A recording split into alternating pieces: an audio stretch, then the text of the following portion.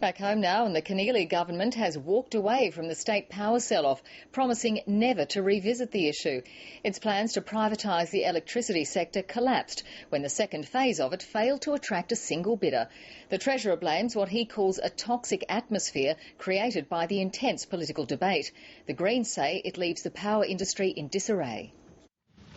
The government pocketed more than $5 billion from its first phase sell-off and was expecting another $2 billion from phase 2. But when bids closed yesterday, there were no buyers. It's pretty clear that it's a pretty toxic commercial atmosphere out there. The Premier says her privatisation ambitions are gone. And I am now ruling out any further privatisation of the generator assets should we be returned to government in March. The Greens say it's a mess. The Keneally government has left New South Wales with a quarter privatised electricity industry.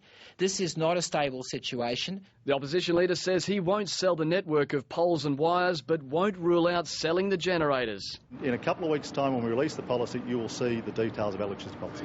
The Premier's second announcement was meant to be good news. The rampant costs of the rooftop solar scheme was about to raise power prices by up to 10%, but Ms Keneally has promised to stop it. The government will redirect funds from the Climate Change Fund in order to offset the cost of the solar bonus scheme. But the Climate Change Fund raises money through a levy of about $30 a year, and it'll now apply for an extra 4 years. The opposition says it's giving with one hand and taking away with the other. The money that Kristina Keneally is so generously offering to pay for her government's incompetence over the solar rebate scheme is money that's been taken from mum and dads and businesses across this state in a tax. And in further proof the election campaign is on, Mr O'Farrell had his own election sweetener.